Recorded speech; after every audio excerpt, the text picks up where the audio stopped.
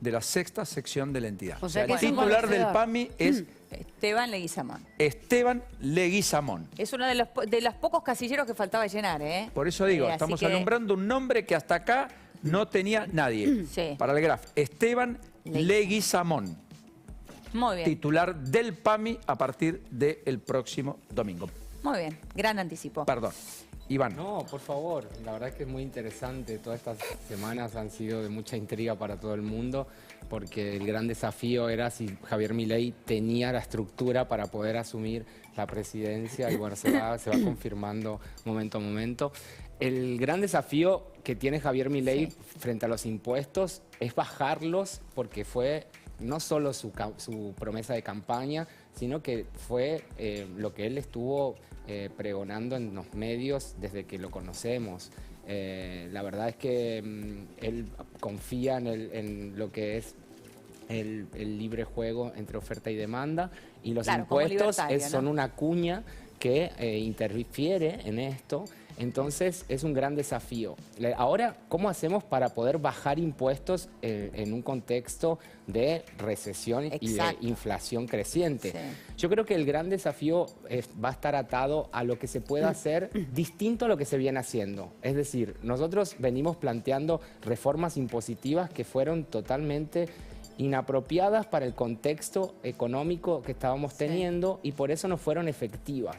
El último indicio de que algo bueno se podía hacer con los impuestos fue en el año 2016, cuando Macri hace el gran blanqueo, que fue uno de los sinceramientos fiscales más importantes de la historia, y que venía con una baja de impuestos atada, por eso la gente se animó a hacerlo. Esa baja de impuestos después no se cumplió, entonces las promesas quedaron solamente en una ley, o sea, que no se respetó, y a menos de 2 años antes que termine su mandato, los impuestos volvieron a subir. Claro, por eso en algunos casos hasta se dio marcha atrás. Ahora, se está hablando de, tenemos una placa, ¿no?, para compartir con vos, Iván, y para que vos corrobores y digas sí. Estos son los impuestos que pueden llegar a tocarse. Están faltando algunos o sobran algunos otros. Chequea vos esta información, fíjate, mirá. Sí. A ver, son los malos impuestos, como los tenemos catalogados siempre todas las personas que trabajamos con esto. ¿Por qué se habla de malos impuestos? Hay malos y buenos impuestos porque no respetan un principio básico, que es el de la capacidad contributiva. Desde Robin Hood, que le sacaba a los ricos para darle a los pobres, se basa en un principio básico que es justamente en el que tiene que tributar quienes más manifestaciones de capacidad contributiva tengan. Las manifestaciones son 3, que son tener un patrimonio, tener una renta o tener un consumo. Estos impuestos en particular no respetan el principio de capacidad contributiva, entonces cobran impuestos en sectores que no tienen esta manifestación, entonces son impuestos injustos y alteran todo el circuito y el funcionamiento de la economía, porque justamente funcionan como directamente una flecha que va sobre el precio, por ejemplo, de los productos, y eso genera a su vez una inflación que es la inflación tributaria, que es cómo los precios de los bienes y servicios que consumimos están afectados por impuestos que claramente no forman parte de la composición normal del precio. Entonces, dentro de cada producto tenemos un peso muy grande, que es el de soportar el Estado a través de impuestos injustos, como son el impuesto al cheque, que ahí solamente se cobra... El impuesto al cheque, hagamos un puntito ahí, porque el impuesto al cheque vino para, por un año se supone, por única vez, lo tenemos hace 21 años, ¿no?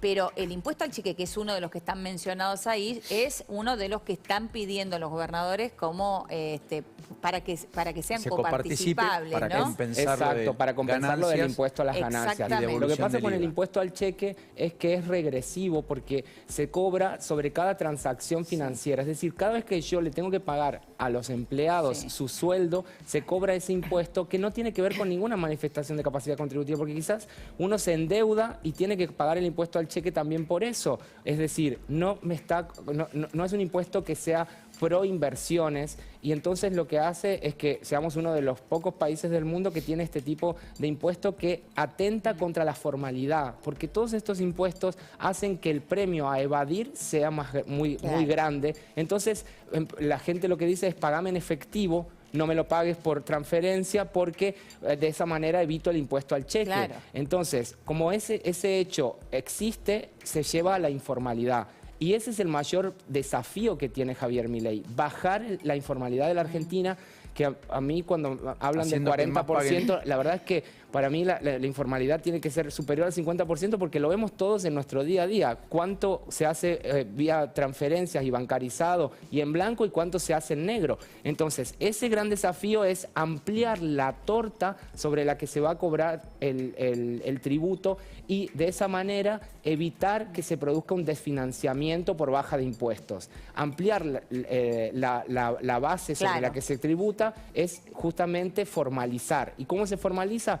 A través de, esta vez se tiene que hacer bien, de un sinceramiento fiscal, pero que tenga un compromiso de una baja de impuestos, porque claramente los incentivos que venían funcionando para leyes anteriores, moratorias, blanqueos, para que la gente formalice, ya no son efectivos. Y los últimos empezaron a tener condicionamientos como operar en el mercado de cambios, con la prohibición para operar en el mercado de cambios, cuando en realidad toda la economía tiende a operar en el mercado de cambios porque hay una inflación creciente. Entonces, cuanto mayor es la inflación, mayor necesidad de ir a moneda dura, y entonces esa prohibición hacía que no sea interesante poder meterse en la moratoria o en un blanqueo.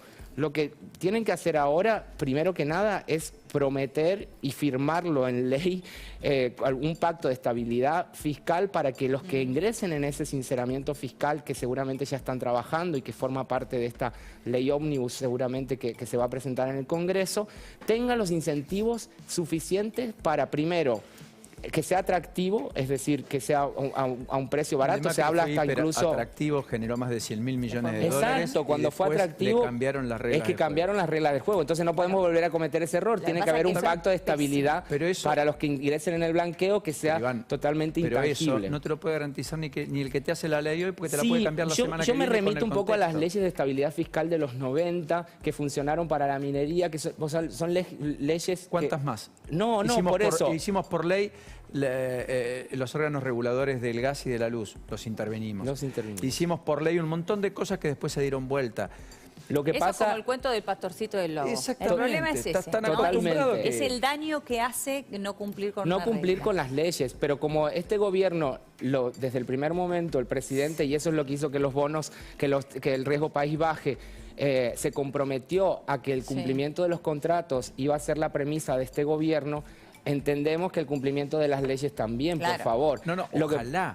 Es que no nos queda otra. Si no, estamos totalmente de acuerdo. Lo que decimos es que la historia... La historia nos condena. Perdón, hicimos una ley de intangibilidad de los depósitos, te quedaste con los depósitos de los ahorristas. Hicimos una ley para que el blanqueo no tenga aumentos de impuestos y tuvo aumentos de impuestos, y no solo eso, se filtró quienes habían blanqueado, cosa que te... multe, castiga en el mundo. ¿Puedo confirmar otro anticipo del nuevo nombramiento mientras seguimos hablando de temas tan atractivos como el tema impositivo? Formalmente acaba de aceptar también el cargo como superintendente de seguros de salud, de seguros de salud, quien fuera jefe de gabinete de asesores del Ministerio de Salud de la Nación bajo el gobierno de Mauricio Macri, Enrique Rodríguez Chantore. Enrique Rodríguez Chantore será el superintendente de seguros de salud. De seguro de salud, ok. O sea, acaba de confirmarse el nombramiento de 2 médicos, uno al frente de la Superintendencia de Seguros de Salud y otros al frente del PAMI. Al frente del PAMI. Me refiero en este caso a Esteban Leguizamón, que tiene 2 décadas trabajando en el organismo y que fue imputado judicialmente en 2022, vale la pena decirlo, por el juez Ercolini, en una causa por algunos fondos que habían llegado a su dependencia de parte del PAMI, cuestión que entiendo está subsanada, pero es alguien que estaba en la sección 6ª del PAMI, que ahora va a presidir el organismo de los jubilados, otro organismo que está intervenido. También. Porque por ley debería estar en El manos PAMI. de los Exacto. propios jubilados. Exacto. Volviendo Sí. al tema impositivo, vos siempre, Iván, decís, hay 10 impuestos que recaudan el 90%, es decir, que hay 130 que sobran. Sí. Esto es algo que decís vos siempre. Tenemos una plaquita para acompañar, Perfecto, para recordarlo. para que vos nos digas, claro, a ver, ¿cuánto recauda, qué peso tiene cada uno de los impuestos que pagamos los argentinos? El IVA. Sí, el IVA es de los impuestos que más se recauda, principalmente porque lo pagamos todos con los bienes y servicios que consumimos. Los aportes y contribuciones, miren que es el 22% de lo que está en blanco, o sea, por eso la formalización es tan importante, porque tenemos que empezar a tener mayor incidencia en no solo la recaudación de impuestos, sino también en los aportes que se hacen al sistema jubilatorio.